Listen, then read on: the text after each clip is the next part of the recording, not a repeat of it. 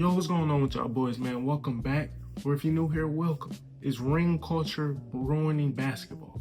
You know what I'm saying? And by ruining basketball, I mean players' legacies or how we view certain players or how we just view players in general.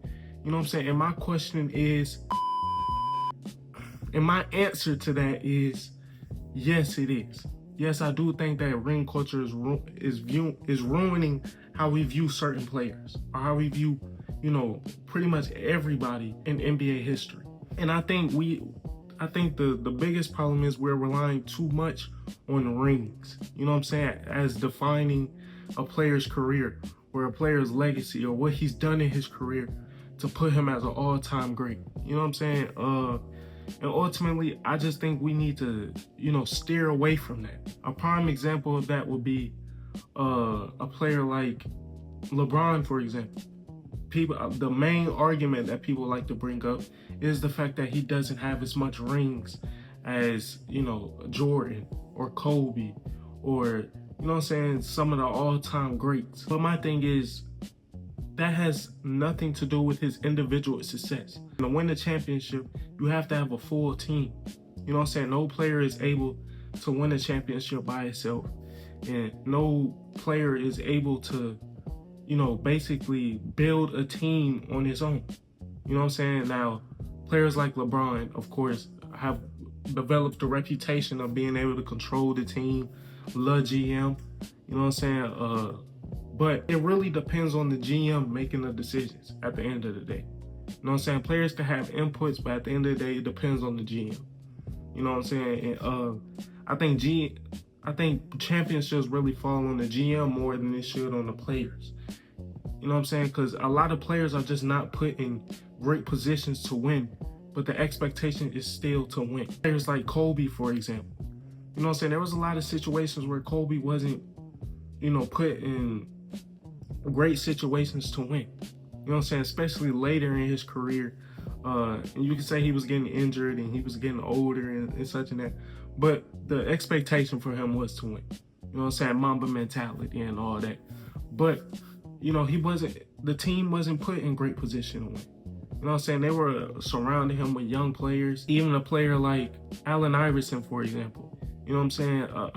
One of the all-time greats. And like I said, if you really put out all the team accolades and all that, Allen Iverson's one of the greatest ever. You know what I'm saying? It's just the fact that he wasn't able to win. And he's also another player that, you know what I'm saying, because of this ideal of ring culture, and if you haven't won a ring, you're not great.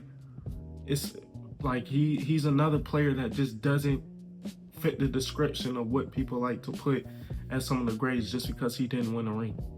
You know what I'm saying? Well, ultimately, it's not because of him, because the man won MVPs, all NBA teams, all defensive teams, but the team wasn't built to be able to withstand some of the all-time great teams like the Lakers.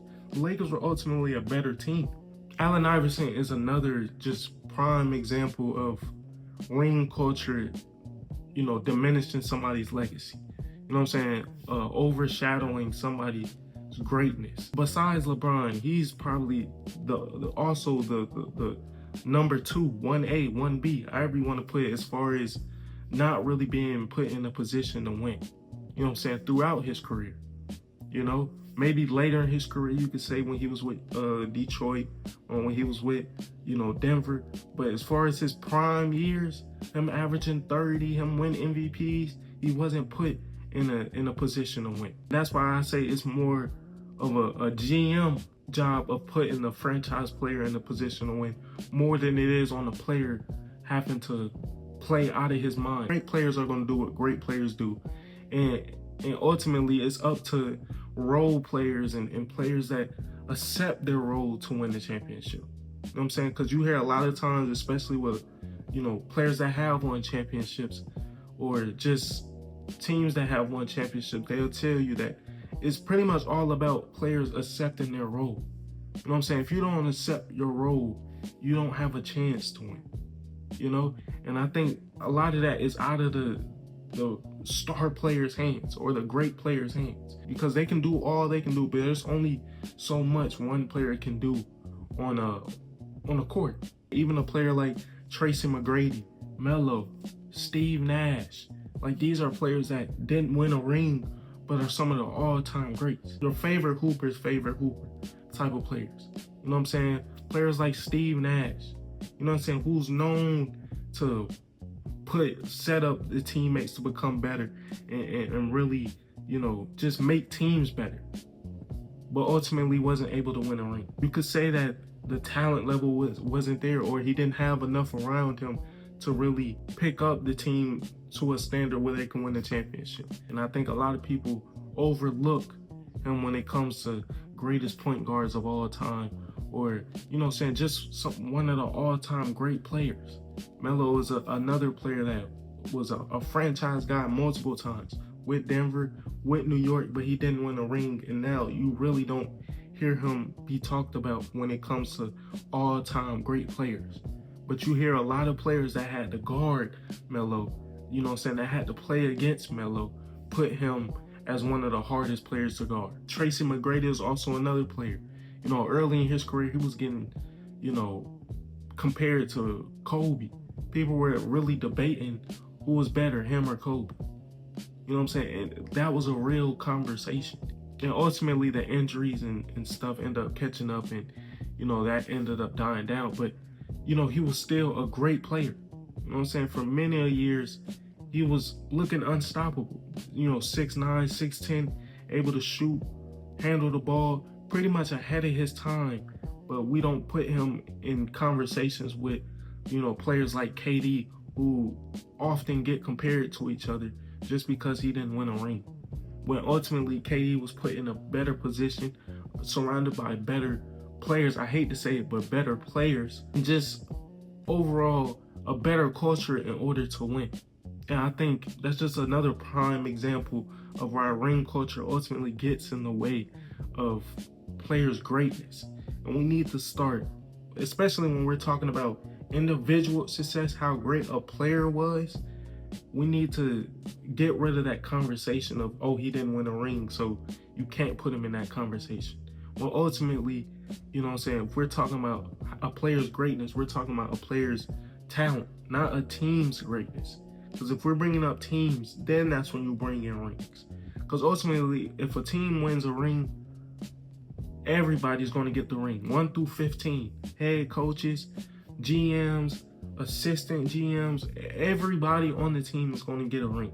You know what I'm saying? Regardless. You know what I'm saying? Somebody like Robert Horry, you know what I'm saying? No disrespect, but somebody like Robert Horry, who hasn't carried a franchise, you know what I'm saying, has 7 rings. He's a great player, because to win 7 rings, you're doing something right.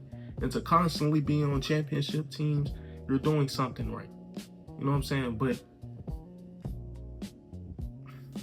But I just think that's another, you know, avenue in this conversation where ring culture kind of gets, you know, conflicted with players' greatness. That's another situation where I feel like ring culture shouldn't be talked about at all. You know what I'm saying? Because you have situations like that where, you know, a role player who played a specific role, didn't have to lead a franchise, wasn't ever the star player, having 7 rings. But when we talk about all-time greats, we're putting, you know, this player above this player because he has 1 more ring than the other. But somebody like Robert Horry has more rings than all of them. You know what I'm saying? So why doesn't he get put in the conversation? I just think overall we should get rid of the ring talk, especially when we're talking about individual success. And that's pretty much all I got for this video. I appreciate y'all for watching. Make sure you like, comment, and subscribe. Do those 3 things for me. I really appreciate it. I'm waiting for you to do it. You did it? All right, cool. And I'll catch y'all in the next one.